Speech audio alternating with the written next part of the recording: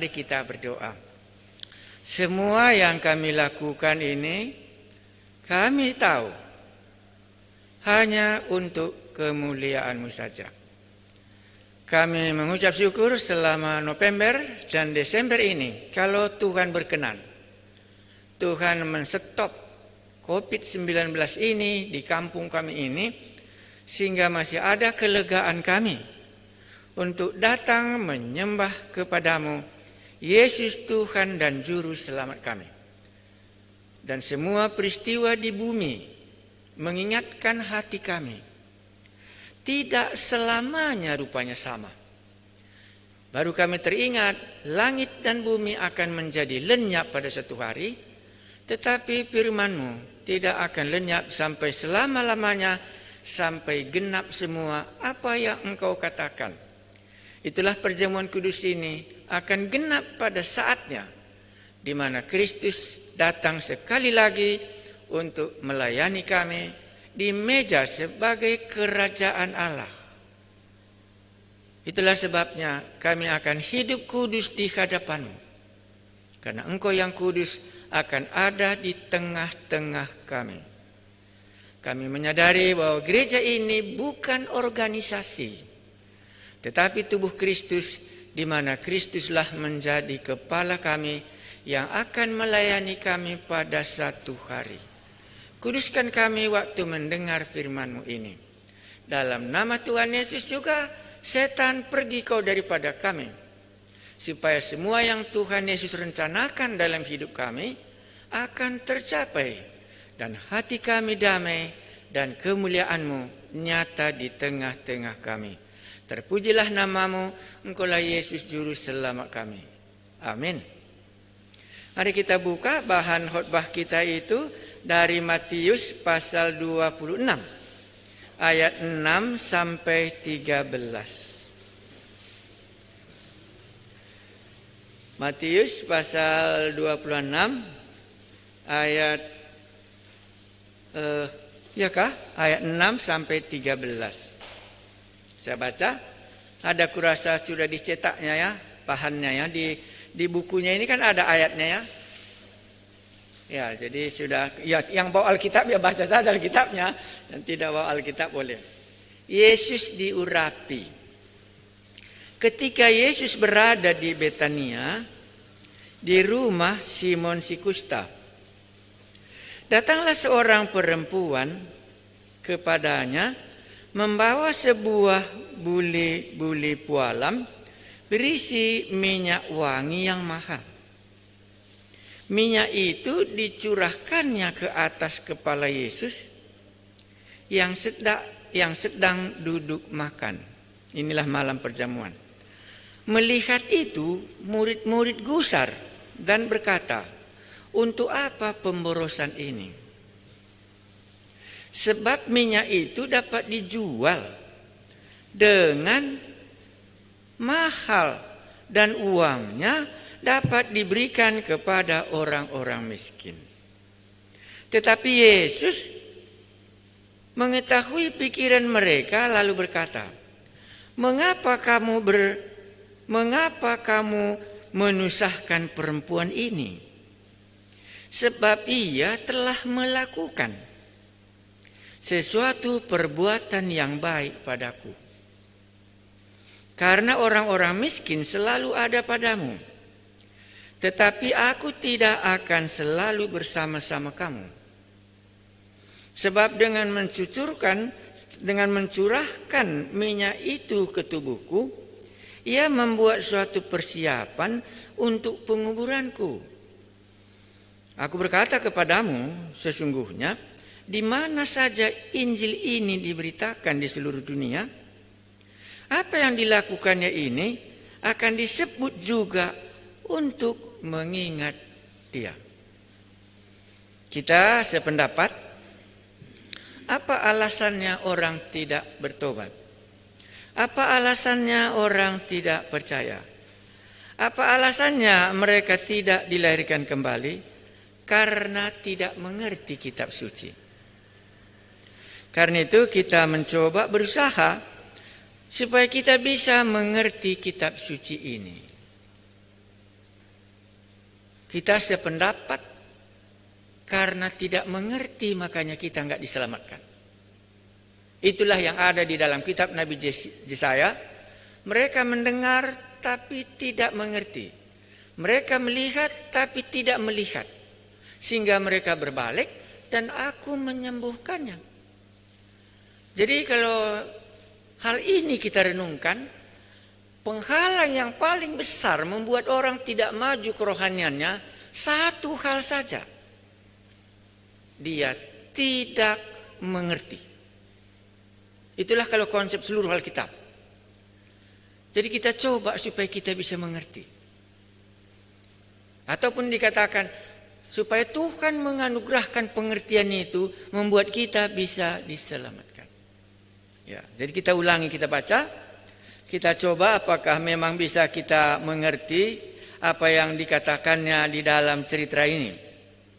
Jadi penekanan kita sekali ialah supaya kita bisa mengerti. Karena kalau kita tidak mengerti, tak mungkin kita diselamatkan. Bukan dosa menghalangi kita ke surga. Tidak mengerti. Sehingga nggak bisa disorong karena dia tidak mengerti apa-apa. Nanti mungkin Anda tanyakan, benarkah perkataan Tuhan Yesus ini? Tapi sudah sering kali aku kebaktian. Tapi Tuhan katakan, engkau mendengar tapi tidak mendengar. Engkau melihat tapi engkau tidak melihat. Itulah sebabnya aku tidak bisa menyembuhkan dan tidak bisa menolong kamu. Ya, mari kita baca ulang karena kita sependapat itu ya. Jadi kalau ditanya orang, apa dasarnya perjanjiannya ini paling kokoh? Paling kokoh ajaran di perjanjiannya ini cuma satu. Anda mengerti apa yang Tuhan Yesus katakan, titik. Kalau soal beriman dan tidak beriman bukan menjadi persoalan. Mengerti. Ya. Makanya tadi malam waktu kita pemuda, bagaimana nasib orang baby katanya. Dia kan bagaimana nasibnya katanya. Nasib baby menurut dia ya, bahwa baby itu tidak berdosa dan bisa masuk surga atau bagaimana ya begitu ya. Ya, tapi kalau kita bisa mengerti, pasti kita bisa menjawabnya. Jadi persoalan kita semua, termasuk saya, mengerti kitab suci, mengerti apa yang Allah katakan, sebenarnya itulah membuat kita bisa berubah. Mengerti kita ini api, pasti kita menjauhi api. Oh, mengerti ini COVID, pasti kita berusaha jangan kita kena COVID. Karena nggak mengerti makanya kita masuk ke dalam api itu, terbakarlah kita. Itulah renungan kita setiap hari. Sehingga kita dapat apa yang aku mengerti ya gitu ya. Mari kita baca sekali lagi dan apa yang Anda mengerti dalam bagian ini. 1. Yesus diurapi. Ya, ini istilah Ibrani ya. Ya, Ibrani urapi itu artinya kan nabi-nabi ya. Ditaruh air di atas kepalanya ya, ditaruh apa namanya itu ya. Mereka seringkali bilang minyak ya. Ya, diminyaki begitulah kurang lebih supaya kita mengerti itu artinya diurapi. Ketika Yesus berada di Betania, ini kampungnya Lazarus. Di mana Tuhan Yesus membangkitkan Lazarus dari antara orang mati. Jadi itu kampungnya, di tempat ini peristiwa ini terjadi. Di rumah Simon Kusta. Kenapa di rumah Simon Kusta? Kemungkinan semuanya orang katakan inilah salah satu yang disembuhkan oleh Tuhan Yesus dari penyakit kusta. Jadi di peristiwa ini di Betania dan orang sakit kusta disembuhkan dan di rumahnya lah. Ya, itulah di tempat ini.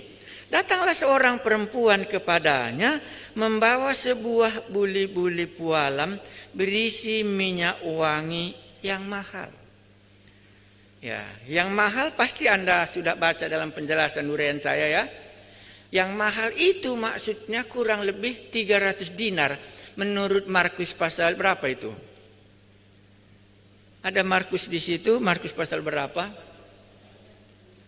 300 dinar itu gaji buruh untuk 1 tahun.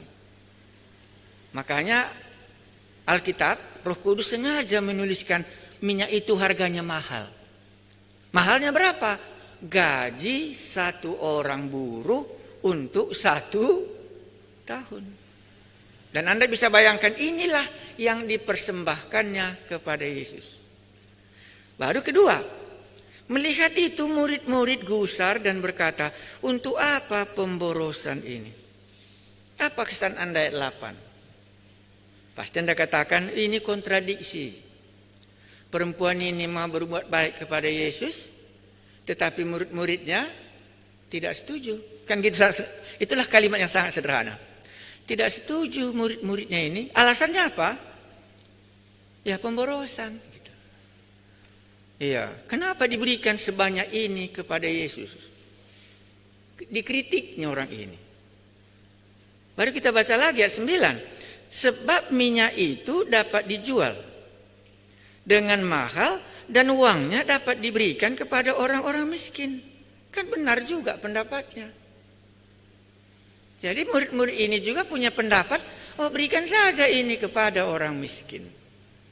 Apakah nanti benar atau tidak, tapi itulah yang alasannya, sehingga dia membuat alasan pemborosan kalau diberikan ini kepada Tuhan Yesus. Tapi kalau Tuhan Yesus bersangkutan ikut di situ, kan begitu ya? Ya, persoalan ini muncul karena Yesus ada di situ, jadi ada sangkut pautnya dengan Yesus. Maka mereka itu rindu kali mendengar pendapat apa yang dikatakan Yesus dalam situasi ini. Itu ayat berapa? 10. Tetapi Yesus mengetahui pikiran mereka lalu berkata. Ya, jadi Yesus mengetahui pikiran murid-murid tadi. Benar juga kan ya, diberikan ini maunya kepada orang miskin katanya ya, benar juga. Mengapa kamu menyusahkan perempuan ini? Jadi Tuhan Yesus merasa bahwa perempuan itu menjadi susah mereka buat. Karena dikritiknya apa yang dibuatnya, padahal gaji 1 tahunnya sudah dipersembahkannya sama Yesus. Disusahkannya perempuan itu. Lantas Tuhan Yesus katakan, mengapa kamu menyusahkan perempuan ini? Sebab ia telah melakukan sesuatu perbuatan yang baik padaku. Ini kata kuncinya. Dia ini sudah melakukan perbuatan baik kepadaku. Nah, ini renungan kita agak lama kita renungkan. Jadi perempuan ini bukan memikirkan soal pemborosan. Perempuan ini bukan memikirkan soal mahal, bukan itu yang dipikirkannya. Yang dipikirkannya, apa yang mau kubuat kepada Yesus yang sudah menolong Lazarus saudaraku ini. Itu yang di dalam pikirannya. Jadi boleh kita katakan, makanya Tuhan Yesus katakan tadi apa? Yesus mengetahui pikiran mereka ya. Masing-masing mereka punya pemikiran. Perempuan itu punya pemikiran, murid-murid juga punya pemikiran dalam peristiwa ini. Makanya Yesus katakan to the point. Sebab ia telah melakukan sesuatu perbuatan yang baik padaku. Nah, jadi Yesus membela perempuan ini ya, bahwa ini perbuatan yang baik kepada aku, bukan soal pemborosan. Jadi kalau begitu, kepada siapakah kita berbuat baik dalam cerita ini? Iya, kepada Tuhan Yesus. Perbuatlah itu. Kan begitu ya? Iya, kalau pikiran murid-murid tadi apa? Ya pemborosan ini sehingga berikan aja kepada orang miskin. Tetapi mereka tidak terpikir bahwa perempuan ini sedang berbuat baik kepada Yesus. Ya, orang itu mungkin, orang itu juga kan ada dasarnya dalam Ulangan, saya tulis dalam uraian itu ya. Ada juga alasan mereka itu supaya memperhatikan orang miskin itu dalam Ulangan, kurasa kubuat uraiannya. Kenapa murid-murid memulai pemikiran yang demikian? Dia juga punya pemikiran teologi yang benar. Iya, makanya Yesus mengetahui pikiran mereka dalam kitab Ulangan pasal 5. Perhatikanlah orang-orang miskin, benar juga itu 300 dinar gitu ya. Iya kan banyak kali. Iya, tapi Yesuslah yang memberikan penilaian yang mana yang benar, yang mana yang salah tadi gitu. Baru disambungnya kurasa ya. Karena orang-orang miskin selalu ada padamu. Itu diberikannya penjelasannya supaya murid-murid juga tidak tersandung ya. Sebab karena orang-orang miskin selalu ada padamu, tetapi aku tidak akan selalu bersama-sama kamu. Itu alasannya. Jadi kalau dalam hurian kita itu, kalau memang orang miskin ada di tengah-tengah kamu, masih banyak kesempatanmu membuat yang baik seperti itu. Tapi aku tidak selamanya bersama dengan kamu.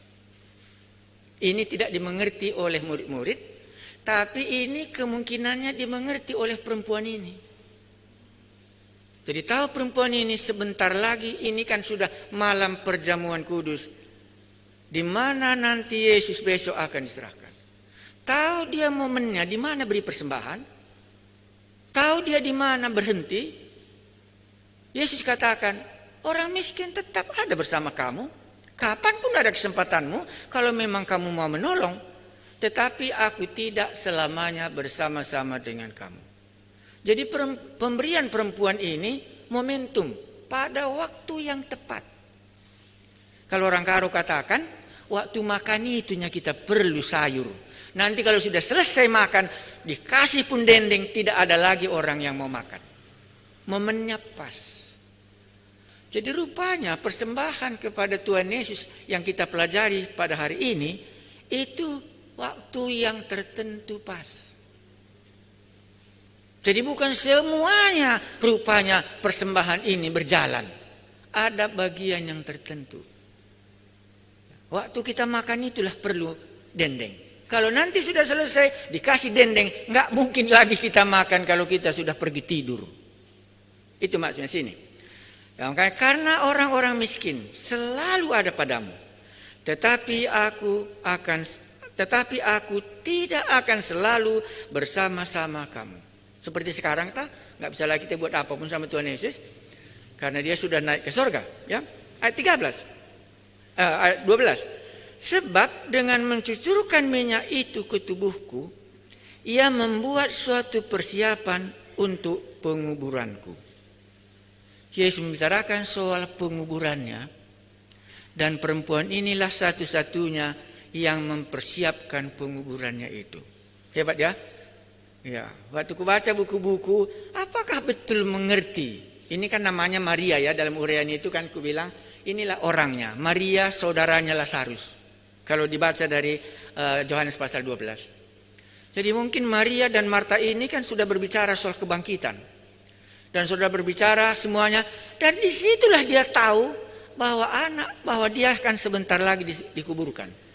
Makanya Yesus katakan kepada mereka, ia membuat suatu persiapan untuk penguburanku. Ada dua kata yang baik, penguburanku. Apalagi tadi katakannya, persiapan untuk penguburanku. Kata lagi, suatu perbuatan yang baik padaku. Yesus mengakui perbuatan perempuan ini dilakukannya untuk Yesus. Itu yang dapat kita baca ini. Oh, ini rupanya maksudnya. Baru disambung ayat 13. Aku berkata kepadamu, maksudnya ini kepada murid-muridnya tadi seluruhnya ya. Jadi sekarang persoalannya sudah selesai. Sekarang dia jelaskan. Aku berkata kepadamu, sesungguhnya di mana saja Injil ini diberitakan di seluruh dunia, apa yang dilakukannya ini akan disebut juga untuk mengingat dia.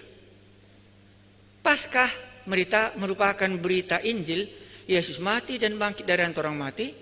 Makanya di mana saja seluruh dunia. Dalam uraian saya buat di situ apa? Itu seperti nubuatan. Seolah-olah perempuan ini sudah tahu bahwa nanti Injil akan diberitakan ke seluruh dunia. Walaupun pada waktu ini Injil hanya diberitakan di daerah Yerusalem. Di daerah Betani. Betani ini kan dekatnya yang bukan jauh dari Yerusalem. Tetapi nanti, kata. Nah, jadi karena kita perjamuan kudus, kita harus mengingat perbuatan perempuan ini. Waktu mula-mula saya bertobat, sedikit pun saya tidak mengerti. Kebohongan rohani di Goro. Ya, Goro mungkin Anda juga sudah lupa. Kebohongan rohani di Stadion Teladan. Setiap di mana Injil diberitakan, Ini dikhotbahkan.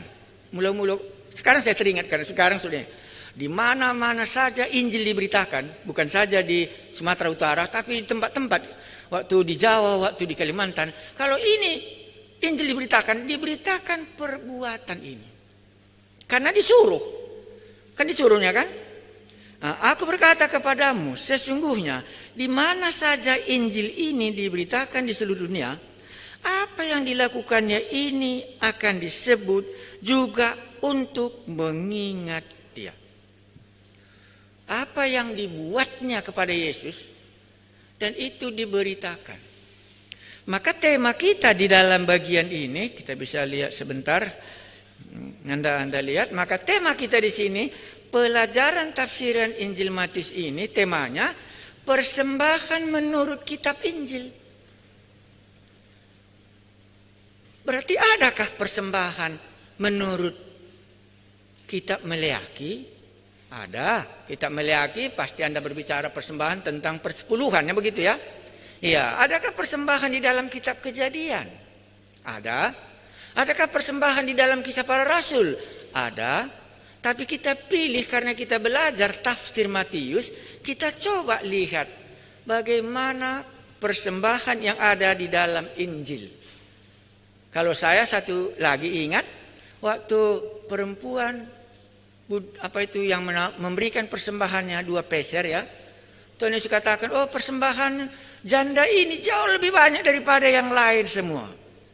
Jadi satu sisi rupanya sangat penting kalau demikian persembahan di dalam Injil. Ya. Makanya di dalam kalimat ini kalau uraiannya sudah selesai ya, saya berikan contoh di sini kan ini ya. Masih ada contoh persembahan yang kita tahu dalam Alkitab. Ini tadi persembahan yang kita tahu di Betania dengan seorang namanya Maria. Semua orang mengakui itu adalah saudaranya Lazarus. Ya, jadi persembahannya ini di mana saja Injil diberitakan, ini harus diungkapkan untuk mengingat dia apa yang dia persembahkan kepada Yesus pada malam sebelum Yesus disalibkan. Dan dikatakannya tadi, dibuatnya ini untuk penguburanku. Jangan larang dia, karena dia telah mempersiapkan yang baik sekali kepadaku. Jadi ada lagi kah persembahan yang kita tahu dalam Alkitab? Saya pilih di sini mulai dari kitab Kejadian. Saya baca Kejadian pasalnya yang keempat. Kejadian pasal 4, Anda ingat itu cerita anaknya si Adam. Ya. Maka bagus juga kalau rupanya orang tua mencoba menjelaskannya. Karena dari mana si Kain ini tahu harus memberi kepada Allah? Gereja pun belum ada pada waktu itu kan begitu ya. Namanya kitab Kejadian, Adam, Hawa. Lantas lahir anaknya si Kain sama si Habil. Tapi kenapa sudah disebut persembahan? Kejadian pasal 4 ayat berapa kita buat sini? 3 dan 5. Setelah beberapa waktu lamanya, maka Kain mempersembahkan sebagian dari hasil tanah itu kepada Tuhan. Tuhan ini Yahweh ya, sama dengan tadi Yesus ya. Iya, dikatakannya di sini sebagai korban persembahan. Habil juga mempersembahkan korban persembahan dari anak sulung kambing dombanya, yakni lemaknya. Maka Tuhan mengindahkan Habil dan korban persembahannya. Tetapi Kain dan korban persembahannya tidak diindahkannya. Lalu hati Kain menjadi sangat panas dan mukanya muram. Firman Tuhan kepada Kain, mengapa hatimu panas dan mukamu muram? Bisa Anda uraikan banyak, tapi yang satu saya mau katakan. Dari mana tahu Kain dan Habil harus memberi persembahan kepada Allah? Tidak ada yang perlu nggak ada contoh. Adam, Hawa, Kain, Habil. Dari mana dia tahu bahwa harus memberi persembahan kepada Tuhan? Menurut Anda siapa yang ngasih? Siapa yang memberitahukannya kepada Kain dan Habil? Dia. Dari mana Kain dan Habil ini tahu harus harus memberi kepada Tuhan. Ya, mungkin bisa kita jawab ya. Tapi kalau saya, ini pasti dari orang tuanya. Makanya orang tua juga rupanya salah satu penting kali mengajari anak dalam hal memberi. Berarti Kejadian pasal 4, persembahan itu merupakan kebutuhan manusia. Karena Allah tuh nggak perlu apa-apa, waktu itu gereja pun belum ada, pekerjaan Allah apapun nggak perlu diurus. Tetapi mereka ini tahu dalam hatinya memberi kepada Allah. Jadi sejak kita percaya, ini kan Kain dan Habil sejak dia lahir ke dunia kan begitu ya. Sejak dia percaya, sejak kita menerima Yesus, pernahkah di dalam hati kita ada salah satu keperluanku adalah memberi kepada Allahku? Kalau enggak, di mana lagi ada hubungannya? Kain menjadi petani, ke ladanglah dia terus kan begitu, turun hujan. Si Habil nguek katanya kambing-kambing itu. Iya kan? Nah, bisa. Tapi di mana lagi nanti hubungan Kain Habil waktu mengingat Allah itu? Pasti Anda katakan, waktu dia mempersembahkan itulah diakuinya ada Allah yang membuat dia hidup. Ya, jadi kalau kita lupa memberikan persembahan kepada Tuhan bagaimana?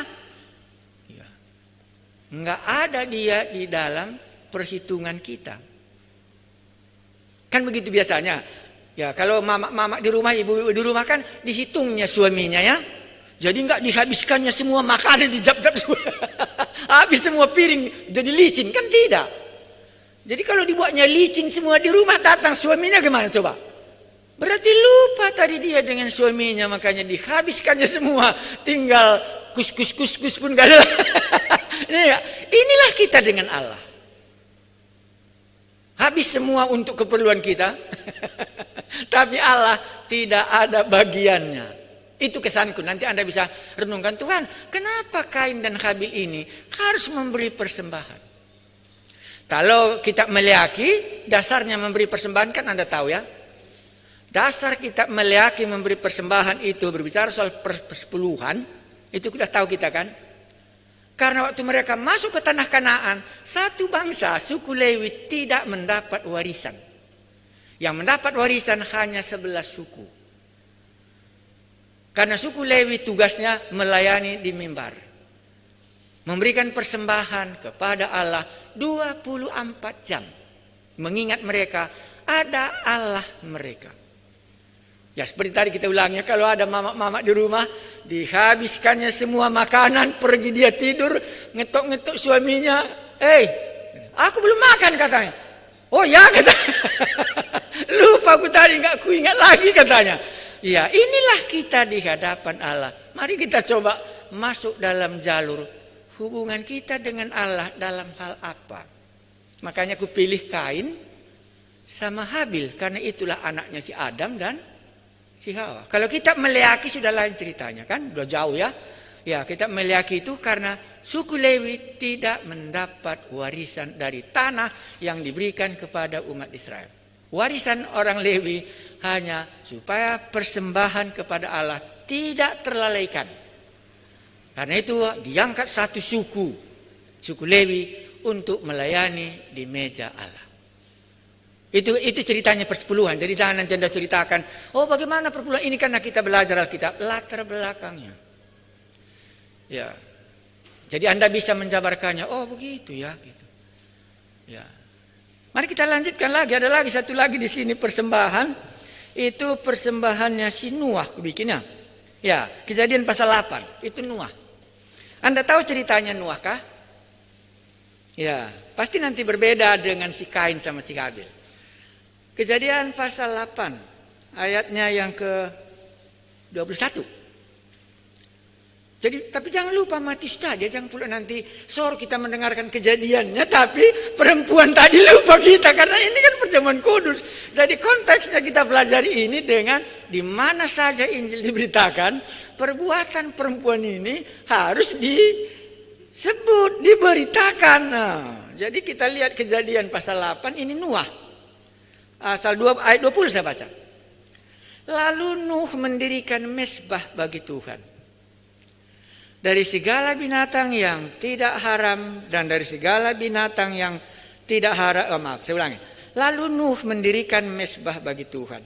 Dan dari segala binatang yang tidak haram dan dari segala burung yang tidak haram, diambilnya lah beberapa ekor. Lalu ia mempersembahkan korban bakaran di atas mesbah itu. Apa yang dibuat Nuh keluar dia dari bahtera? Apa dibuat Nuh? Ladang. Iya, apa dibuat Nuh? Mesbah. Jadi kalau ada nanti teologi yang membuat mesbah, ya Anda akui ini. Entah benar entah tidak saya tidak tahu. Karena pernah orang ajak saya, aku mau ke Tibet Pak katanya. Bisakah kita sama pergi? Oh bisa aku bilang. Karena aku mau mendirikan mesbah di Tibet tempat menyembah Allah katanya. Jadi keluar Nuh dari bahtera. Pertama kali dibuatnya, dikatakannya tadi dibuatnya mesbah. Tahu kan mesbah ya? Ya baru kita baca. Ketika Tuhan lanjut membuat mesbah.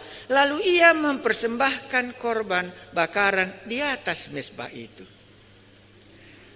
Ketika Tuhan mencium persembahan yang harum itu, berfirmanlah Tuhan dalam hatinya. Wah ini hebat ya. Jadi Anda nanti akan bertanya lagi, betapa dalamnya persembahan Nuh ini mengubah hati Allah. Mari kita baca. Ketika Tuhan mencium persembahan yang harum itu, berpikirlah Tuhan dalam hatinya, aku takkan mengutuk bumi ini lagi karena manusia, sekalipun yang ditimbulkan hatinya adalah jahat dari sejak kecilnya. Dan aku takkan membinasakan lagi segala yang hidup seperti yang telah kulakukan. Makanya adapun climate change sekarang ini tidak seluruhnya kita dilanda, kan begitu ya? Iya, adapun gunung meletus tidak semua dunia ini kena apinya. Masih ada yang sisa. Karena ini hati Allah berubah waktu dia mencium persembahannya si Nuh. Kalau kita tanya, dari mana Nuh tahu harus ada persembahan? Apa alasannya Nuh memberi persembahan? Pasti Anda menjawab, waktu dilihatnya dunia nggak ada lagi yang tinggal, cuma dia yang tinggal. Wow, hebat Allahku ini. Karena itu kusembahlah dia. Karena semua manusia sudah lenyap semua, tapi dia kok nggak lenyap gitu. Jadi dibuatnya lah mesbah dan disitulah dia memberikan persembahan, mengingat keselamatannya. Sama dengan perempuan tadi, waktu Lazarus dibangkitkan dari antara orang mati, pasal 11 kitab Yohanes. Ini yang sudah menyelamatkan keluarga kami. Makanya tidak salah dia memberikan 300 dinar untuk penguburan Yesus. Karena sebentar lagi Yesus akan disalibkan dan dikuburkan. Dan kita tahu waktu penguburan itu begitu buru-buru semua. Tetapi sudah rupanya dipersiapkan sebelum hal itu jadi. Makanya dia katakan harus diberitakan kalau hal ini nanti di mana-mana saja Injil. Tahu Injil ya? Mengenai Yesus. Makanya Yesus dan perempuan ini nggak pernah Yesus mau terpisah. Nuh dengan Allah tak pernah dia mau terpisah. Dipengaruhinya. Makanya dia punya hubungan. Ya pasti akan banyak ya. Nah, satu lagi kita lihat di sini, ini ibu-ibu. Tapi ini juga sudah berapa tadi? Tadi ibu-ibu juga ya. Maria kan perempuan juga ya. Iya, tadi Kain dan Habil laki-laki ya. Ya, Nuh laki-laki ya. Nah, sekarang ini Hana, ini juga perempuan. Mari kita lihat Hana bagaimana dia memberi. 1 Samuel pasal 1. 1 Samuel 1 ayat 27. Ya, 1 Samuel 1 ayat 27, kita tahu cerita ini. Kalaupun belum tahu, kita ulangi lagi. 1 Samuel pasalnya pertama 27 sampai 28. Untuk mendapat anak inilah aku berdoa. Ingat ya, Hana itu mandul ya. Ya. Dan Tuhan telah memberikan kepadaku apa yang ku minta daripadanya. Ada alasan lengkap. Nuah punya alasan. Kain punya alasan. Hana punya alasan. Kenapa dia memberi kepada Allah. Jadi nanti Anda juga akan berkata, apa alasanku tidak memberi? Pasti Anda jawab, yang paling tepat adalah, enggak mengerti Pak, apa artinya persembahan itu. Itunya sebenarnya. Maka tadi kita bilang, karena enggak mengerti maka kita enggak diselamatkan. Kalau enggak, betapa senangnya kita kalau apa yang kita beri sama Tuhan, lantas Tuhan katakan, baik kali perbuatanmu itu. Seperti anak-anak minta sedikit gorengmu nak, kita bilang diberikannya, senang kali anak itu karena bisa diberikannya gorengnya sama bapaknya. Karena enggak mengertinya aku, makanya enggak ku buat persembahanku kepada Allah. Ayat 27 baca sekali lagi. Untuk mendapatkan anak inilah aku berdoa. Dan Tuhan telah memberikan kepadaku apa yang ku minta daripadanya. Maka aku pun, terjemahan bahasa Indonesia mantap kali. Maka aku pun menyerahkannya kepada Tuhan. Seumur hidup, terserahlah ia kiranya kepada Tuhan. Lalu sujudlah mereka di sana menyembah kepada Tuhan. Apa alasan Hana memberikan Samuel dipersembahkan melayani di Shilo yang menggantikan Eli yang sudah tua? Apa alasannya Hana? Makanya kalau kita mengerti seperti Hana ini, pas kita dekat dengan Tuhan. Karena Hana mandul ya, itu cerita ibu-ibu tahu semua. Dan nggak datang-datang, tapi majunya itu karena dua istri suaminya itu menokohi dia tiap hari. Tetapi pada waktu Allah mengangkat semua celanya ini, diingatnyalah Tuhan. Makanya alasannya singkat kali, nanti Anda bisa baca ceritanya. Untuk mendapat anak inilah aku berdoa. Jadi tahu dia doanya dijawab. Dan Tuhan telah memberikan kepadaku. Jadi Hana yakin betul ini dari Tuhan. Benarkah kita yakin seperti Kain dan Habil? Ini dari Tuhan lembuku ini. Ini dari Tuhan ladangku ini. Ini dari Tuhan datangnya. Kalau singkat, karena kondisi COVID, penyakit dunia tidak menentu sekarang ini. Satu, Tuhan bangunkan lagi aku hari ini. Kupuji namamu dan kupersembahkan lagi kepadamu. Itu Hana. Jadi adakah pengakuan kita seperti Hana? Karena diberikan Tuhan kepadaku, karena itulah kuberikan kembali kepadanya. Kan terjadi hubungan Hana dengan Allah. Sesudah itu masih adakah anaknya Hana? Ini ibu-ibu nanti perlu ditanya. Masih adakah anak-anak Hana? Masih banyak diberikannya sesudah satu ini diserahkannya. Mantap bagi aku. Oh, masih. Kalau tadi selama ini mandul dia. Sesudah itu Tuhan berikan anaknya Samuel. Karena aku minta dari Tuhan dan sekarang sudah diberikannya. Maka dijawabnya tadi. Maka aku pun menyerahkannya kepada Tuhan. Seumur hidup terserahlah ia kiranya kepada Tuhan. Tidak sayang Hana. Ya, tidak sayang Hana. Satu cuma katanya. Ya, bisa juga dia cuma satu, Tuhan nggak usah lagi katanya. Maka Tuhan tidak memberikan yang yang lain. Makanya ibu tahu sesudah Samuel lahir lagi rupanya anak si Hana ini beberapa lagi sesudah ini ya. Pengakuan Hana itu yang aku mau. Adakah pengakuan iman kita berkata seperti Hana? Karena aku minta kepada Tuhan dan diberikannya. Karena itu sekarang apa katanya? Ya aku berikan lagi lah sama dia. Itulah dalam bahasa Inggris namanya take and give. Kalau diberi kepada aku beri juga kepadanya. Itu kan membuka hubungan kitanya dengan Allah. Makanya tadi kita mulai langsung karena nggak mengertinya gitu. Kalau tidak, Aku pun mau membuka hubunganku dengan Tuhan. Itulah jalurnya satu. Sesudah kita bertobat, apalagi yang membuka jalur hubungan kita dengan Allah. Dosa kita sudah diampuni. Roh Kudus sudah diberikan pada kita. Apalagi kita bisa buat hubungan kita dengan Dia, kalaulah bukan dengan memberikan persembahan yang diberikannya kepada kita. Seperti si Kain, seperti si Habil, seperti Noah, seperti Hana.